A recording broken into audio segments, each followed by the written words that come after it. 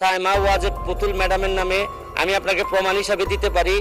সাইমা ওয়াজেদ পুতুল ম্যাডামের নামে 3 মাস কাজ করতেছে, 1,61,000 পজিটিভই এটার মধ্যে লেখা হচ্ছে, কিন্তু ভেরিফাই করা ছাড়া যদি উনার অ্যাকাউন্ট হয়ে না থাকে আপনার মন্ত্রণালয় এই বিষয়ে আমার বিশ্বাস যে বঙ্গবন্ধুর পরিবারের কারণ আমি যদি এরকম অনুমতি ছাড়া। সম্মানিত দর্শক, আজকের গরম খবর, ব্যারিস্টার সুমন এবার শেখ হাসিনার পরিবার নিয়ে কথা বলল এবং শেখ হাসিনা সংসদে নিজেই বসেছিলেন এবং তিনি মিটিমিটি হাসছিলেন এবং সংসদের কথা শেষে ব্যারিস্টার সুমন জানালেন যে তার জীবন সংশয়ে আছে এবং তার উপরে যে কোনো সময় হামলা হবে।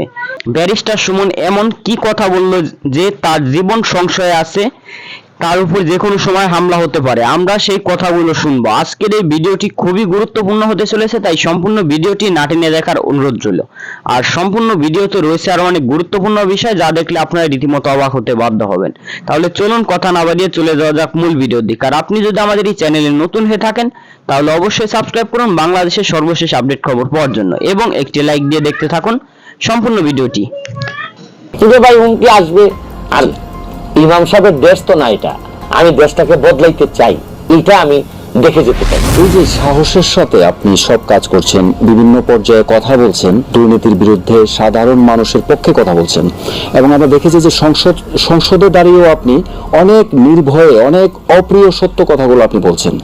তো এই যে অপ্রিয় সত্য কথাগুলো পাবলিকের সামনে গণমাধ্যমে আপনি বলছেন, এই জায়গাটা কি কোনো আপনি চ্যালেঞ্জ ফেস করছেন, যেটা আপনার পরবর্তীতে হুমকি বা কোনো ব্যক্তিগত রয়েছে কিনা? আমার ফ্যামিলি আমাকে নিয়ে খুবই উদ্বিগ্ন, জি, যে আমাকে মেরে ফেলা হইতে পারে, আমাকে অপমান করা হইতে পারে, আমাকে ধরেন কত ধরনের বিপদ আসতে পারে।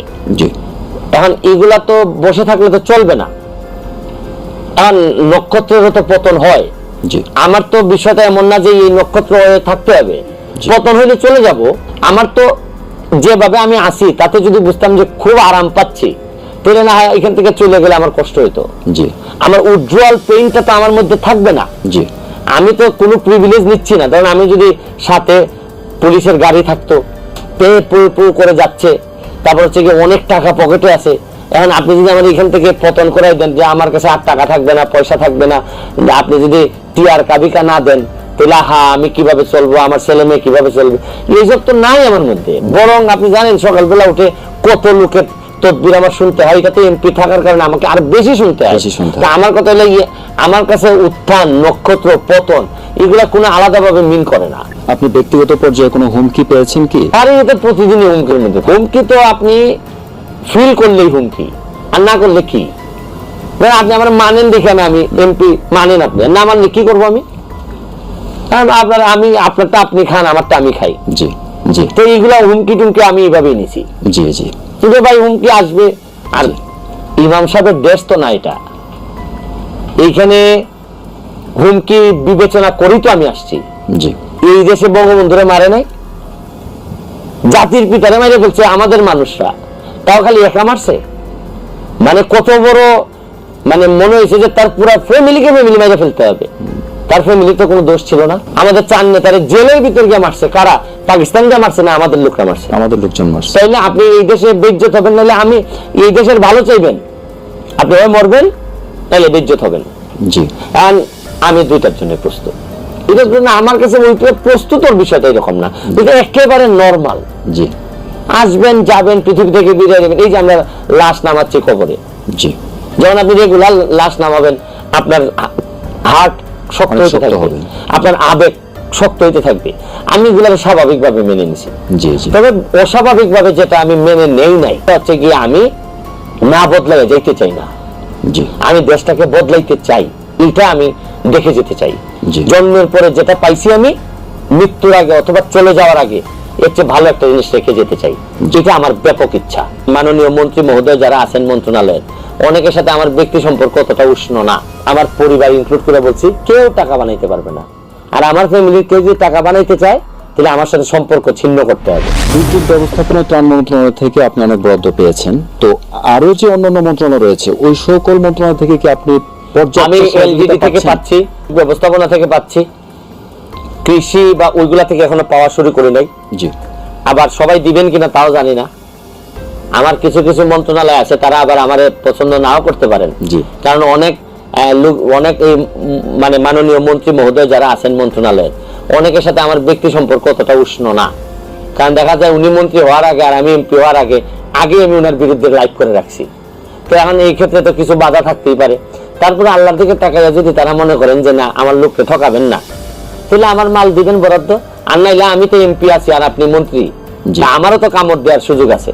জি জি জি। আমার মাল যদি না দেন, আর আমি নিজে যেহেতু 2 নম্বর না, আমি কোনো 2 নম্বরই হইতে দিব না। সেই সাহসটা আপনার রয়েছে। সাহস মানে কি পুরা, আমি যে কথা দিছি যে যতদিন এমপি থাকবো কোনো সম্পদ বানাবো না, কোনো টাকা জমাবো না।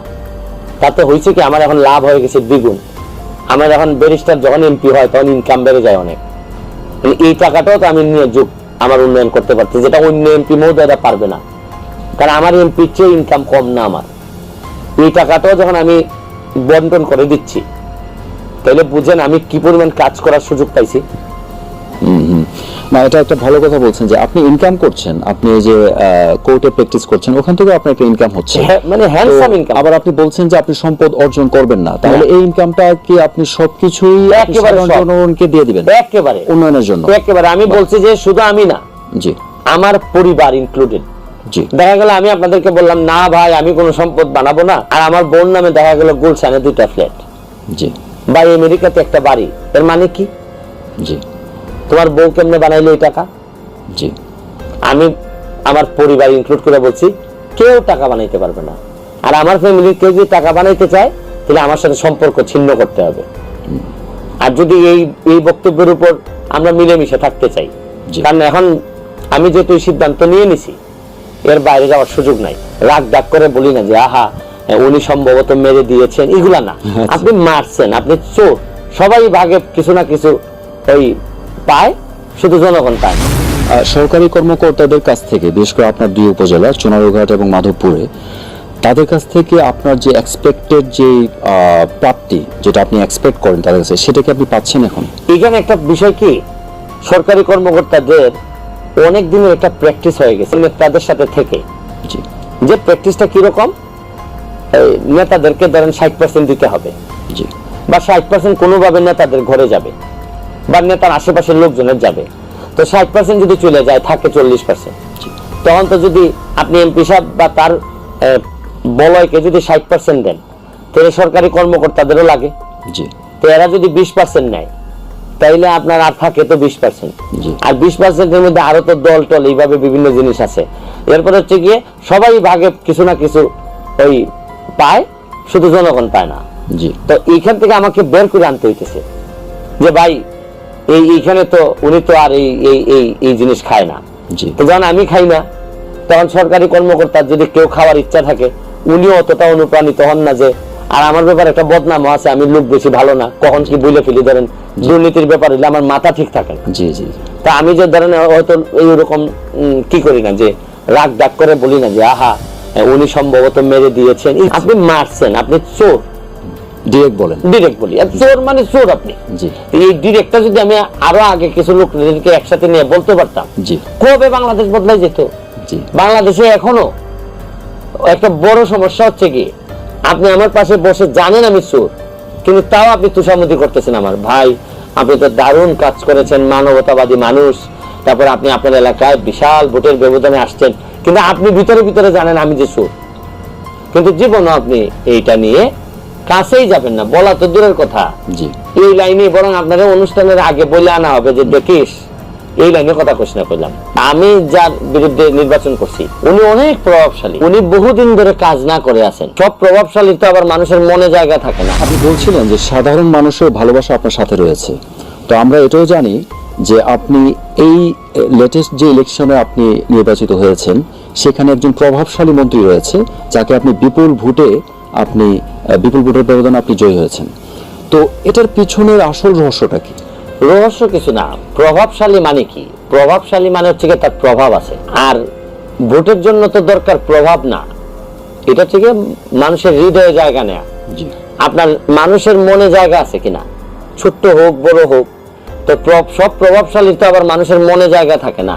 তা আমি যার বিরুদ্ধে নির্বাচন করছি উনি অনেক প্রভাবশালী, কিন্তু ওই মানুষের মনে জায়গা উনি করতে পারেন নাই। আর আমি একেবারেই প্রভাব নাই, কিন্তু মানুষের মনে জায়গা ছিল, যার কারণে একটা ল্যান্ডস্লাইড একটা বিক্রি হয়ে গেছে।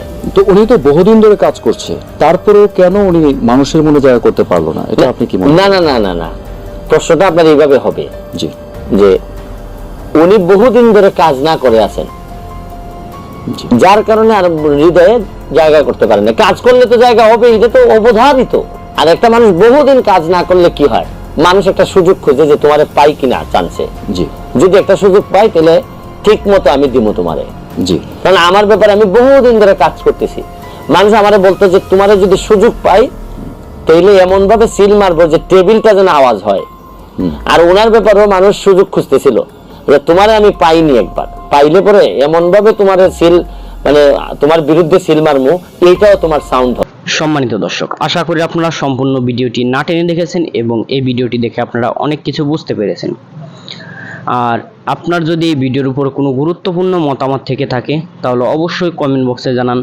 আর আজকের ভিডিওটি এই পর্যন্তই, আবার দেখা হবে অন্য কোনো নতুন ভিডিওতে। ততক্ষণ সুস্থ থাকুন, ভালো থাকুন, আল্লাহ হাফেজ।